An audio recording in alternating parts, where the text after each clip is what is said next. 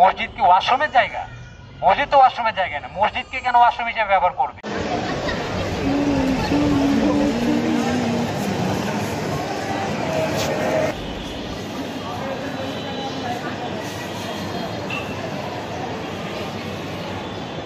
আমরা বলতে পারবো যে আমরা আমাদের ক্যাম্পাসকে পরিষ্কার করেছি।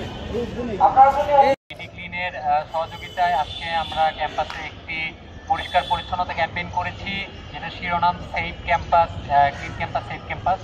তো আমরা যখন ক্যাম্পাস অভিযানে বের হয়েছিলাম, ক্যাম্পাসের যখন প্রত্যেকটি কোনায় কোনায় যখন আমরা পৌঁছেছি, তো ক্যাম্পাসের কিছু গুরুত্বপূর্ণ সমস্যাগুলো আমরা ফাইন্ড আউট করেছি, যেগুলো শুধু গুরুত্বপূর্ণ না, ভীষণ গুরুত্বপূর্ণ, যেগুলো আমরা জোর দিয়ে বলতে পারি ভীষণ গুরুত্বপূর্ণ। তার মধ্যে অন্যতম একটি বিষয় হলো ক্যাম্পাসের ওয়াশরুম, যেটি আমাদের একদম একটি বেসিক ফ্যাসিলিটিস।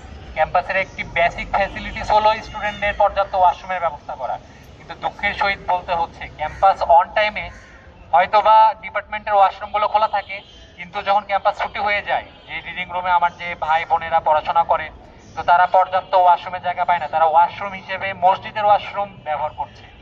মসজিদ কি ওয়াশরুমের জায়গা? মসজিদ তো ওয়াশরুমের জায়গা না। মসজিদকে কেন ওয়াশরুম হিসেবে ব্যবহার করবে? তো ওয়াশরুমটা ওভাবে পড়ে আছে, দেখি প্রশাসনের টনক নড়ছে না।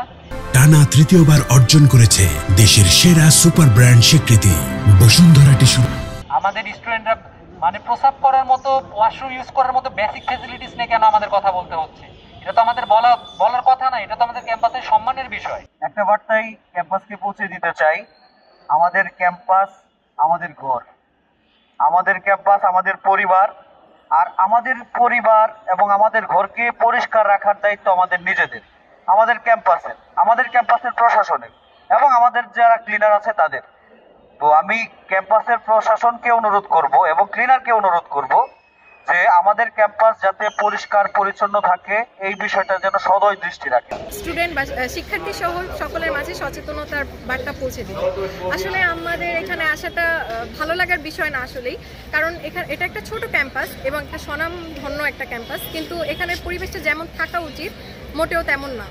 এখানে সবাই আমরা উচ্চশিক্ষা অর্জনের জন্য আসি, কিন্তু পাশাপাশি আমাদের মানসিকতার মান উন্নয়ন করাও প্রয়োজন। এই জন্যই মেইনলি আমরা এসেছি যে মানুষের মানসিকতা পরিবর্তন করার জন্য এবং স্টুডেন্ট শিক্ষার্থী সহ ক্যাম্পাসের আশেপাশে বা ক্যাম্পাসের ভিতর যারা থাকে সবার মাঝে সচেতনতার বার্তাটা পৌঁছে দেওয়ার জন্য।